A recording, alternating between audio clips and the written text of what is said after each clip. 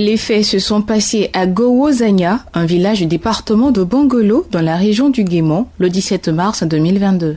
Selon nos sources, celui que nous allons appeler Basile, un adulte originaire de cette localité et membre de la confrérie traditionnelle des masques, est décédé début mars. Conformément à la tradition pays-ouai, lorsqu'un initié décède, ses funérailles doivent être prises en charge par sa famille, mais il doit être enterré dans la forêt sacrée, située généralement à la lisière des villages. C'est ce qui a été prévu pour le défunt porteur de masque, dont les obsèques ont effectivement démarré le jeudi 17 mars et devraient se poursuivre jusqu'au samedi 19 mars 2022.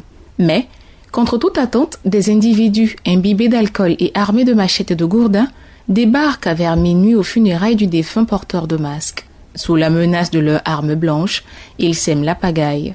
Terrorisés par ces étranges visiteurs, parents, amis du défunt et autres membres de la confrérie des masques apprennent leurs jambes à leur cou, abandonnant dans leur débandade la dépouille de Basile aux mains de ces jeunes incontrôlés.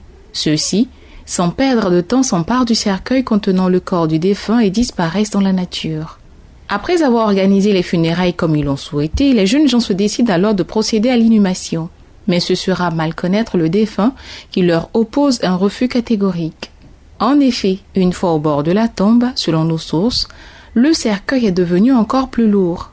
Comme poussés par un esprit, les porteurs se saisissent du corps qui reprend la route du village.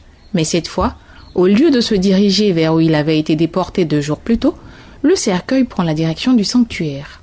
Les porteurs comprennent que le défunt refuse de se faire enterrer au cimetière communautaire. Il est donc conduit dans le camp masque pour une cérémonie d'exorcisme pendant 2 jours. C'est finalement le lundi 21 mars 2022 que le corps de Basile a été porté en terre. Ses ravisseurs restent quant à eux pour l'heure introuvables. Ça se passe ici. Radio Côte d'Ivoire, Abidjan, 88.fm.